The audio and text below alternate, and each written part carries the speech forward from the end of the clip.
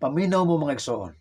Kung dili ka manak-out sa usa ka suntok mga igsoon, buhaton sa yawa ang tanan aron ka ma-discourage ka o give up ka sa imong Kristohanong kinabuhi. Psalm 125:1 nakaingon, "To those who trust in the Lord are unmoved by any circumstances." Apan bisan pa mga igsoon kung unsa kadako sa Dios nga imong gisimba mga igsoon. Bisan pag unsa ka gamhanan sa Dios nga imong gialagaran. Apan kung imuhang i-focus ang imong mga mata sa kadako sa mga problema nga imong gisagubang sa imong kinabuhi mga igsoon, magkaanam o kagamay ang imong lantaw sa dako ug sa gamhanan kay nga Dios. Usbon ko, bisan pa unsa kadako sa Dios nga imong gialagaran, bisan pa unsa kagamhanan sa Dios nga imong gisimba mga igsoon, kung imong i-focus ang imong mga mata sa kadako sa problema nga imong gisagubang sa imong kinabuhi, magkaanam o kagamay ang imong lantaw sa dako ug sa gamhanan kaayo nga Dios.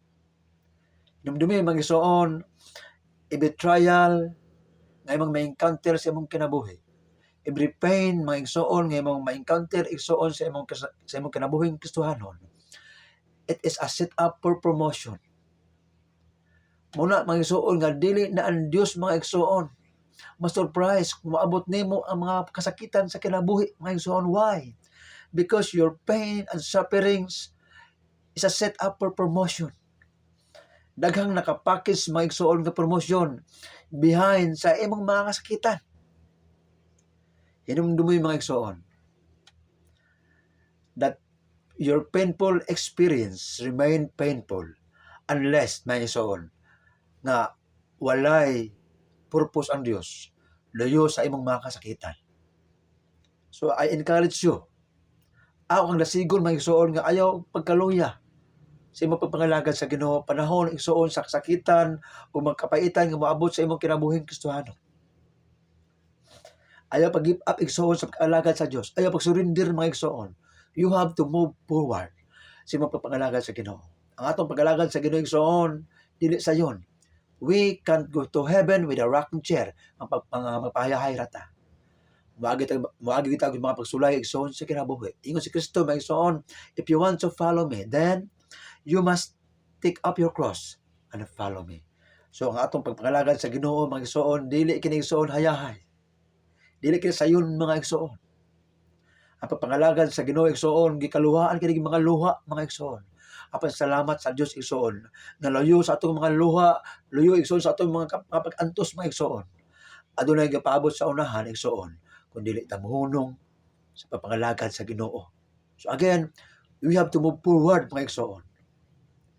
Ang ato ang nasod sa Pilipinas atong nahibaluan nga ang matag usa ka atleta nga nakakuha og Olympic gold medal sa Olympic. No, adunay mga pabonus mga igsoon. Si Heidelin Diaz ang atong first Olympic gold medalist sa weightlifting. Nakuha niya ang gold medal mga igsoon sa Olympic. But unsa may gihimo sa atong gobyerno mga igsoon?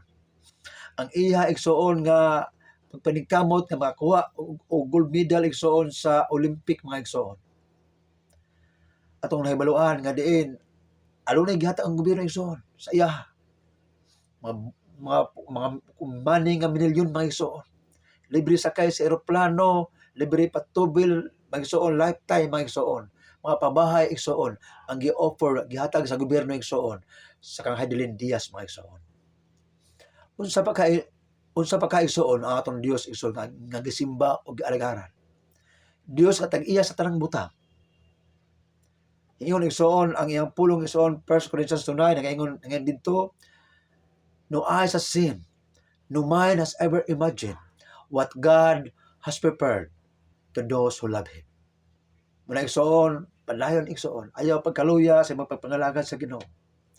O hinumdumi mga igsoon, ang gipanalanginahan sa Dios, dili katong miagi sa mga pagsulay, kundi katong milahutay sa mga pagsulay. Muna igsoon, ayaw igsoon ka-discourage igsoon sa mga pagpangalagad sa Ginoo, sa diyang moagi ka igsoon o mga kasakitan sa imong kinabuhi. Why?